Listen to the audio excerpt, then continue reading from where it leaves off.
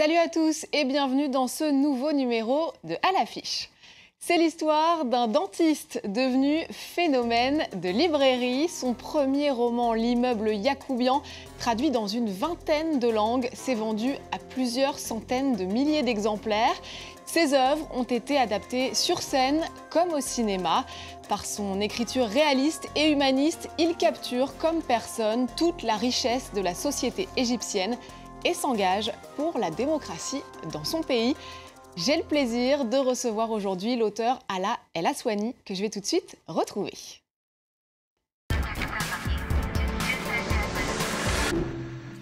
Ala El Aswany, bonjour. Bonjour. Merci beaucoup d'être avec nous. Merci. On vient de vous apercevoir dans votre habit de dentiste, profession que vous exercez toujours au Caire. On est loin de l'image de l'écrivain best-seller.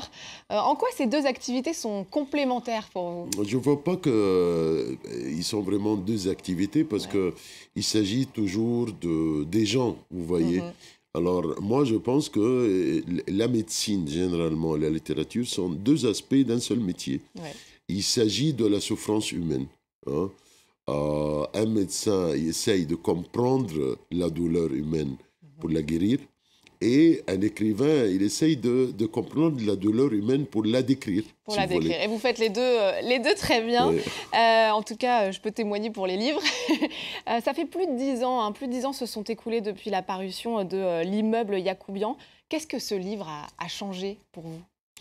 C'était le grand succès pour moi. C'était la récompense. Avant L'immeuble Yacoubian, j'ai souffert pendant les années 90 parce que je n'ai pas pu publier mes livres même en Égypte. J'ai été refusé d'être publié par le ministère de Culture égyptien 3 fois, 1990, 1994, 1998.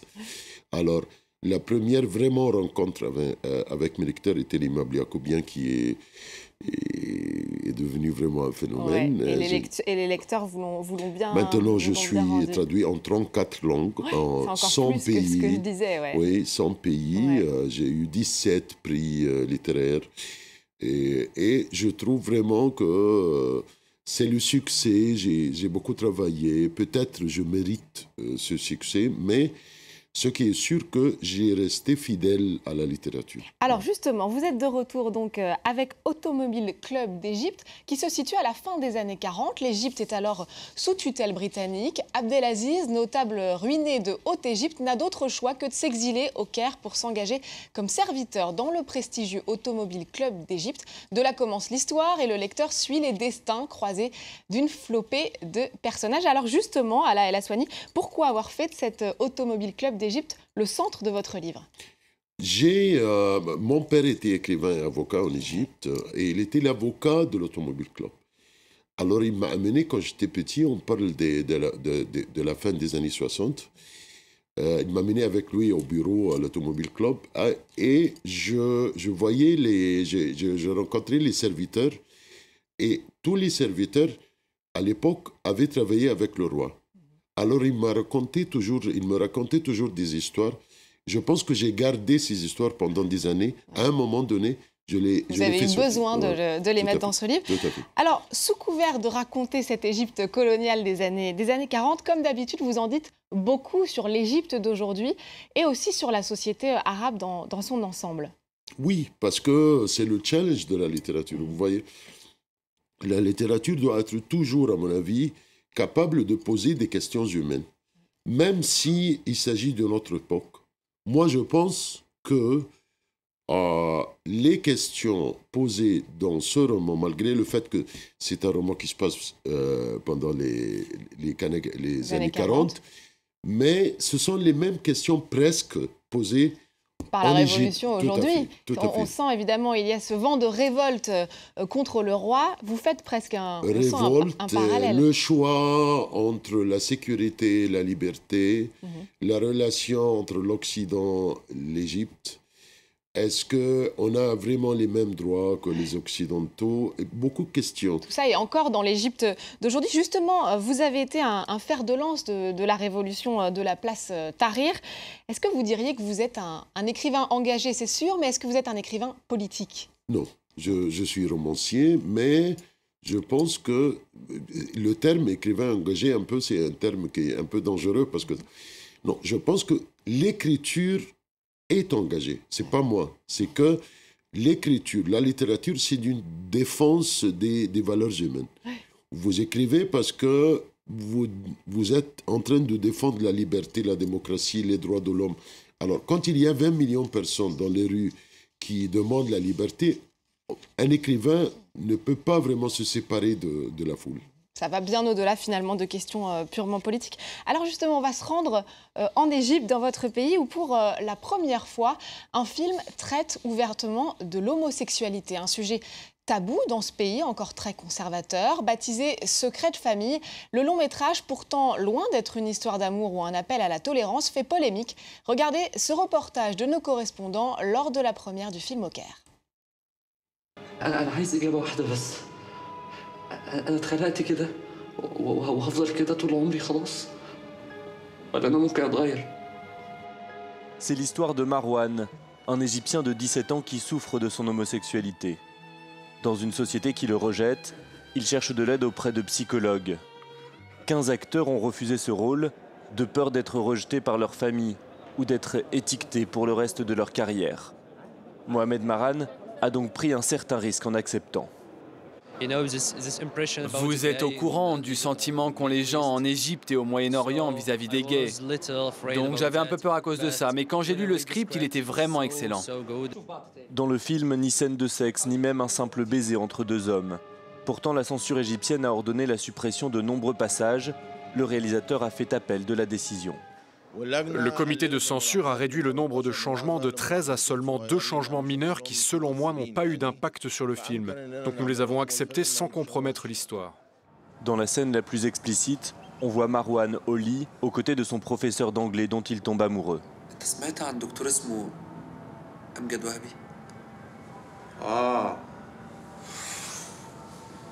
بيقولوا عليه متخصص في الموضوع بتاعنا. كلام فكسان يعني. ازاي؟ ما اعرفش بالظبط ازاي. كان في حد كنت اعرفه من فترة. كان راح عنده. من ساعتها ما اعرفش حاجة عنه. تلاقيه انتحر. C'est un film très lourd et difficile à aborder. C'est la première fois que je vois ce sujet décrit de cette façon. Le film était excellent, très réaliste, très vrai, très respectueux et scientifique. J'ai pleuré sur toute la longueur, ça m'a vraiment touchée. Le film divise, certains l'accusent de faire la promotion des homosexuels, quand d'autres estiment qu'il renforce l'idée que l'homosexualité est une maladie. Pour le scénariste, il s'agit avant tout d'une histoire humaine, inspirée de faits réels.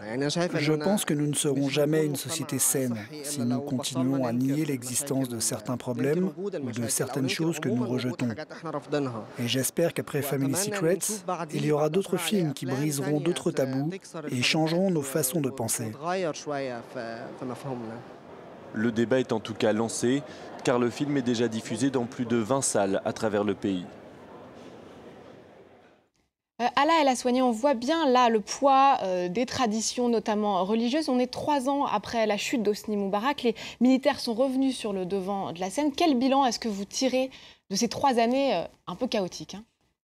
Oui, je pense qu'on ne peut pas vraiment résumer les 3 années comme ça dans une phrase parce que c'est trop compliqué. Mais je pense que jusqu'à maintenant, la révolution égyptienne n'est pas arrivée au pouvoir. Et c'est ça le problème, vous voyez. Pour moi, M. Morsi, c'est un autre Moubarak barbu, vous voyez. Les frères musulmans, M. Morsi a annulé la démocratie. À un moment donné, il y avait des millions de gens qui étaient déterminés de se débarrasser de lui. Mais je suis optimiste et je m'inquiète à la fois, vous voyez. Alors, on a vu des signes d'optimisme, justement encourageant. Après 3 mois d'absence à l'antenne, le satiriste égyptien Bassem Youssef a fait son grand retour à la télé égyptienne. Son programme très critique envers le gouvernement, les frères musulmans et l'armée avait été suspendu pour atteinte aux symboles de l'État. Vous aussi, Ala El Aswani, le 16 octobre 2003, vous êtes venu ici, à Paris, à l'Institut du monde arabe. Vous avez été violemment pris à partie par justement des partisans pro-Morsi. Comment est-ce que vous expliquez un peu l'hostilité Et est-ce que vous avez toujours cet optimisme face à ça? Oui, je garde l'optimisme parce que je pense que la révolution est un changement humain irréversible. Les gens ne vont jamais reculer. On a dépassé la barrière de peur en Égypte et c'est impossible qu'on recule. Et je vois, par exemple, un film comme un film sur l'homosexualité comme un signe de l'ouverture qui a été faite par la Révolution. Vous allez écrire sur cette révolution un jour, peut-être juste en un mot? Absolument. Ouais, oui, c'est un projet. Oui, bon, oui, on lira ça avec, avec attention. On attend ce roman. Merci beaucoup Ala El Aswany d'être venu nous parler de votre littérature. Je rappelle le titre de ce dernier roman, Automobile Club d'Égypte. C'est paru chez Actes Sud, ici en France. Et évidemment, merci à vous d'avoir suivi cette émission que vous pouvez retrouver sur france24.com ainsi que sur tous nos réseaux sociaux. On se quitte avec des images de la bande-annonce de l'immeuble Yacoubian, le roman d'Ala El Aswany, adapté sur grand écran en 2006 par Marwan Ahmed. Je vous laisse découvrir et vous dis à très vite.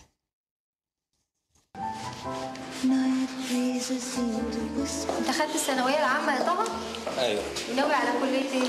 الحمد لله مجموعي دخلني كلية محترمة.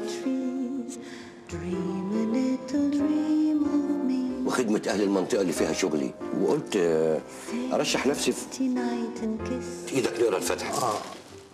الأسبوع اللي جاي الفلوس تكون هنا كاش. الراجل بيحب الراجل، إيه المشكلة؟ الزنا. الرجالة ما بتحبهاش يا عم. واحدة ناس عايشوا معايا ومن تحت مسخ. إحنا في زمن النسخ. يبصوا على العمارات اللي كانت أحسن من عمارات أوروبا.